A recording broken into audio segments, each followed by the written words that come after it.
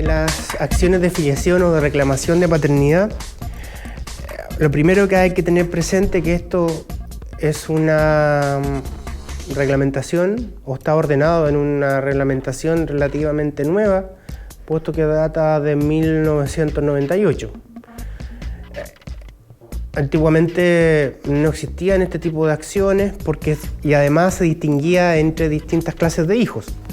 Entonces la ley de filiación de 1998, junto con eliminar las distintas categorías de hijos, antiguamente existían hijos legítimos, ilegítimos, naturales, habían 5 clases de hijos. Eso se eliminó y ahora todos son simplemente hijos, pero además se permitió investigar judicialmente, libremente la filiación, a través de acciones de filiación, es decir, a través de demandas de acción de filiación, que generalmente están enfocadas a la paternidad. Los casos de maternidad son bastante raros, ¿cierto? Generalmente están enfocadas a los casos de determinación de reclamación de paternidad. ¿Y qué es lo que establece la ley? Ahora que entre nosotros existe el principio de la libre investigación de la paternidad y de la maternidad. De hecho, la ley es tan clara que dice: a nadie se le puede oponer investigar libremente quién es su padre o incluso quién es su hijo. Existe absoluta libertad, no hay ninguna cortapisa. Es decir, cualquier persona puede conocer libremente, si tiene dudas, quién es su padre, vía judicial, porque estamos sobre el supuesto de que no hay acuerdo, de que no hay un reconocimiento voluntario, ¿ya? Entonces estamos sobre la base de eso, sobre la base de ese supuesto. Entonces, frente a eso, quien estime o un hijo que no tenga una paternidad determinada, la puede demandar o la puede reclamar de quien crea que es su padre, ¿ya? Bueno, y el juicio determinará básicamente con la prueba, lo que se conoce hoy en día como prueba de ADN, ¿cierto? Determinará si la persona es hijo o no biológico de ese padre. Y si la prueba de ADN da que es hijo, el juez determinará que se tiene por acreditada la filiación y esta persona es hijo de tal. Y si no, no pasa nada. O sea, no hay ningún perjuicio en perder una acción de filiación. A ver, en los casos del hijo menor de edad la plantea la madre. En el caso que estamos reclamando paternidad, ¿cierto? La plantea la madre.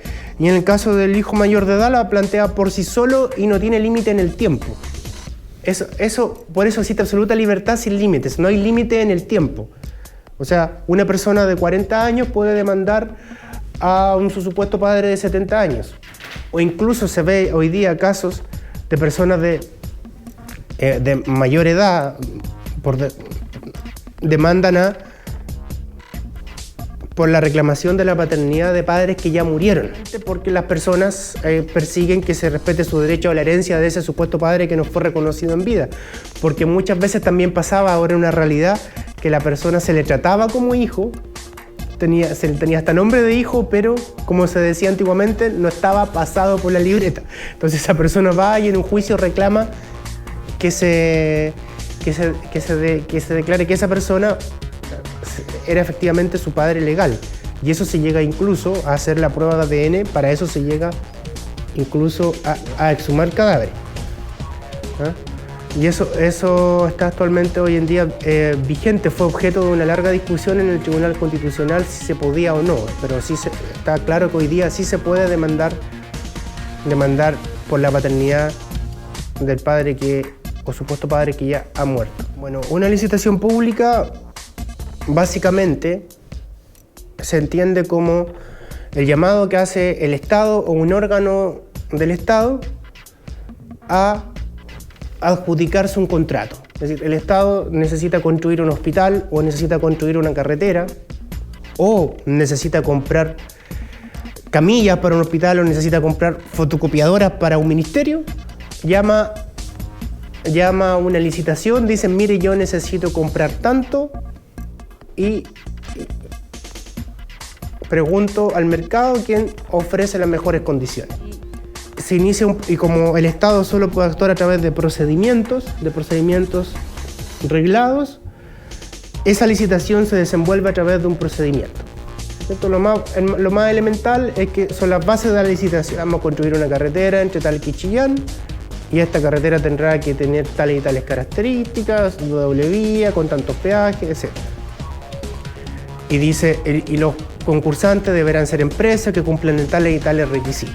¿Ya? Y finalmente, cuando se adjudica la licitación o el contrato al mejor proponente, al mejor precio o al mejor servicio.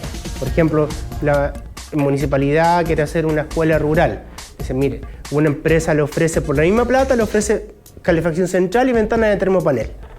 El otro le dice, no, le pongo unas estufas Bosch y ventanas de vidrio común y corriente, por la misma plata. Entonces ahí el Estado tiene que ver a quién le adjudica mejor. Claro, cuando hablamos del Estado nos referimos a todos los organismos públicos, a todo el gigantesco aparato del Estado, sea el Estado mismo, sea el gobierno, sea un ministerio, sean las universidades públicas, sean los hospitales públicos, sean las municipalidades. A todos los organismos públicos. Hay licitaciones públicas y licitación privada. La licitación, generalmente cualquier monto, por ejemplo, como el de una resma de hoja, eso no va a licitación, eso va a compra directa. Pero actualmente las compras directas tienen que ser también tramitadas a través del portal que se llama Mercado Público. Entonces, ahí no es una licitación, es simplemente una plataforma de internet.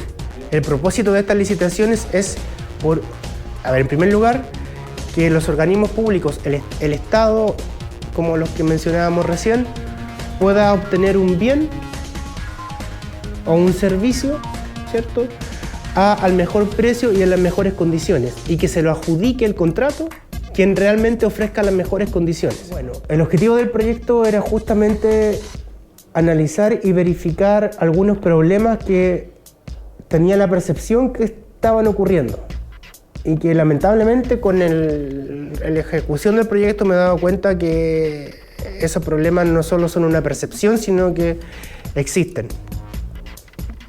¿Y de qué manera?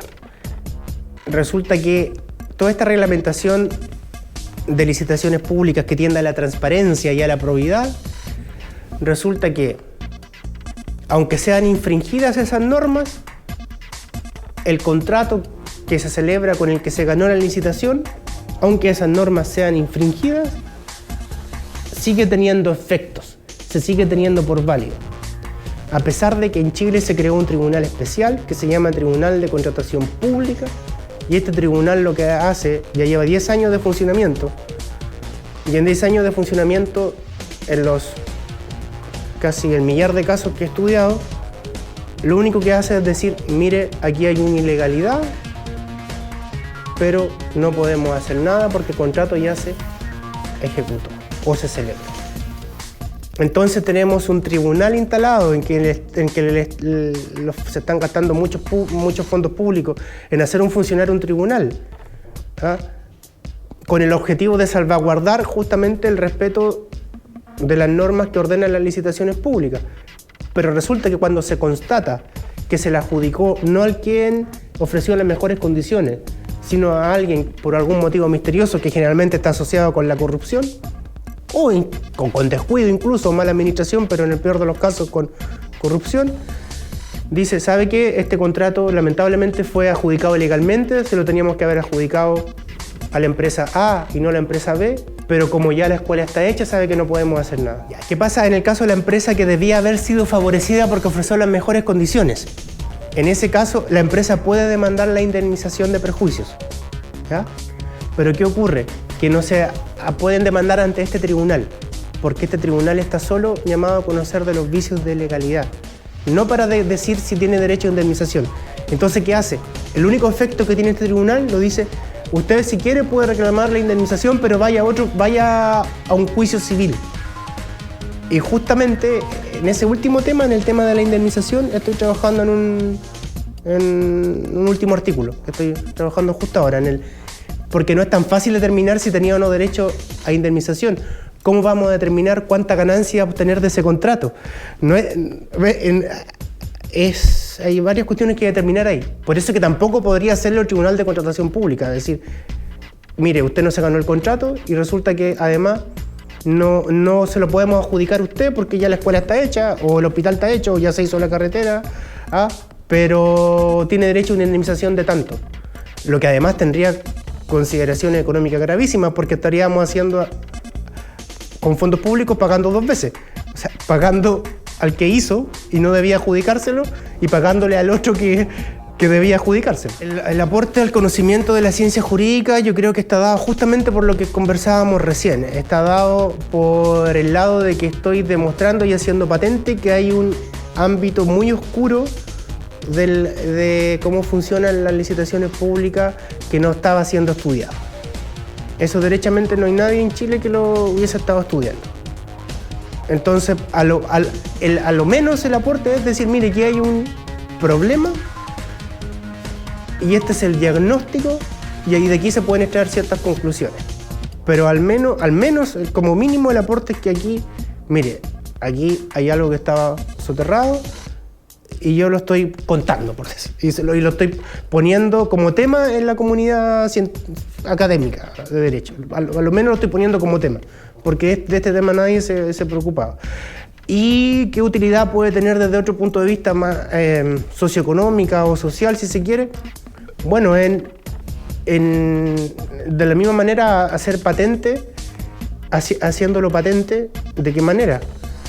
Para que efectivamente toda la regulación que exista de licitaciones públicas se respete y no termine finalmente con fondos públicos, terminemos pagando dos veces, ¿cierto? Al que se adjudicó ilegalmente el contrato y al que debía adjudicárselo, ¿ya? Entonces ese es básicamente el aporte, lograr básicamente la buena, y finalmente, si podemos decir, una importancia económica que radica en cómo se adjudican los fondos públicos, en la utilización de los fondos públicos de manera correcta, que no se mal distribuye. A un pequeño empresario decirle que si él postuló a una licitación para construir una pequeña escuela o una pequeña casa o prestar un servicio a una municipalidad, a un ministerio, que sepa ese pequeño empresario que por no ser primo del jefe del servicio o por no ser del partido, perfectamente él se lo puede adjudicar, y si no se lo adjudica y ofrece las mejores condiciones, siempre va a poder reclamar. El principal foco de las investigaciones que realiza el doctor Ricardo Concha es la nulidad de las licitaciones públicas. Esto con el fin de verificar irregularidades del sistema y dar a conocer información relevante para la sociedad actual. El problema que ha observado es que el tribunal que está a cargo puede decir que hay ilegalidades, sin embargo, al estar hecho el contrato, no se puede hacer nada al respecto, pasando a llevar normas legales. Así concluye Más Conocimiento por las pantallas de Campus TV, la televisión digital de la región del Maule. Nos vemos en un próximo capítulo. Gracias por acompañarnos. Hasta pronto.